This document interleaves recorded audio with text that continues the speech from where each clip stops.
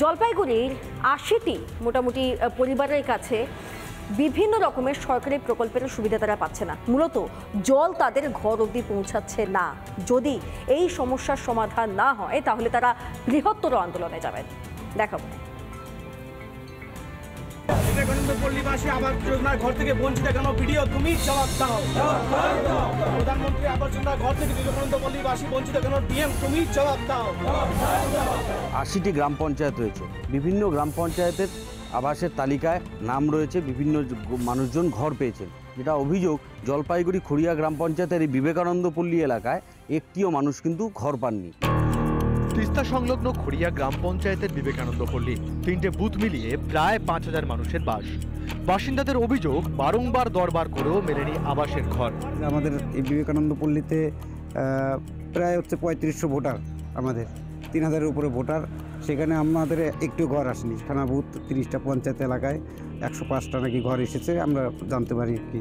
তবে তার মধ্যে আমাদের বিবেকানন্দ পল্লীতে 3খানা বুথ, একটিও ঘর নেই। কিন্তু আমাদের এই গ্রাম পঞ্চায়েত অর্থাৎ খড়িয়া গ্রাম পঞ্চায়েত এলাকায় দীর্ঘদিন থেকে কোনো সরকারি ঘর মানে আবাস যোজনার ঘর যেটা তার কোনো লক্ষণই নেই।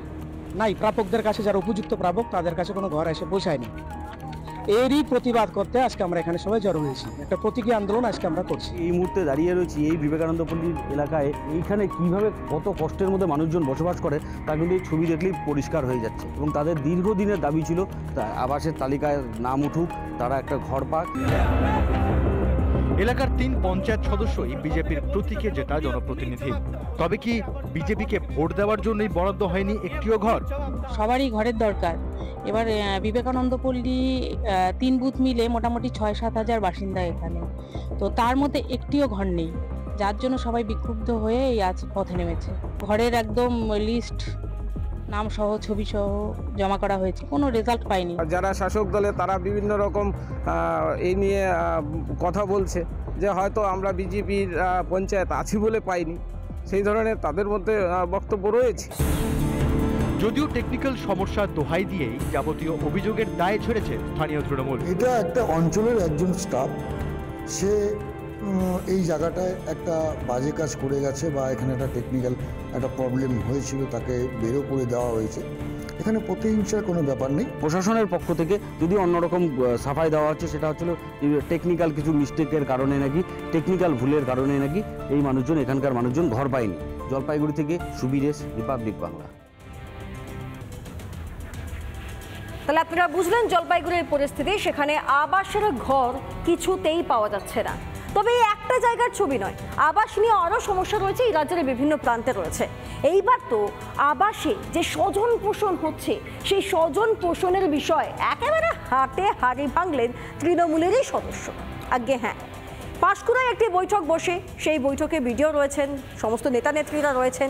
সেই সকলের মাঝেই এক পঞ্চায়েত সদস্য তিনি বলে বসেন যে কিভাবে সেখানে লাগাতার স্বজন পোষণ হচ্ছে আর ভুক্তভোগী হচ্ছেন কিছু সাধারণ গরিব মানুষ।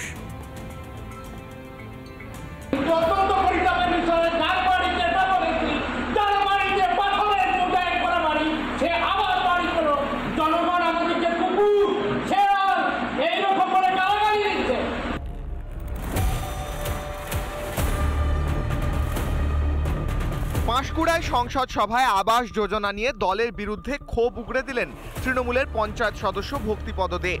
যাদের পাকা বাড়ি তারাই আবাসে বাড়ি পাচ্ছেন, এই অভিযোগ বিরোধীরা করে আসছিলেন। এবার একই কথা শাসক দলের নেতার মুখে।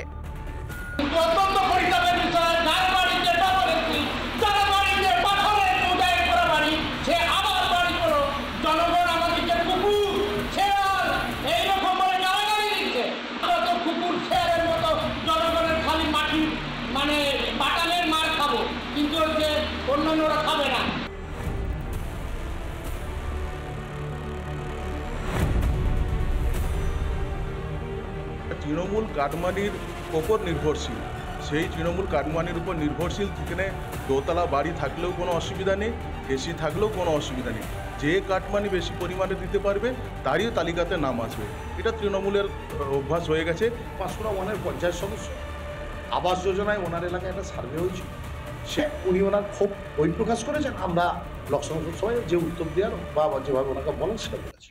শাসক নেতার এই মন্তব্যে বেশ অস্বস্তিতে তৃণমূলের জেলা নেতৃত্ব। রিপাবলিক বাংলা। নানা ধরনের কন্টেন্ট দেখার জন্য লাইক করুন, শেয়ার করুন আমাদের ফেসবুক পেজ, সাবস্ক্রাইব করুন আমাদের ইউটিউব চ্যানেল। পাশাপাশি অন্যান্য ব্রেকিং নিউজের জন্য অবশ্যই চোখ রাখুন রিপাবলিক বাংলায়।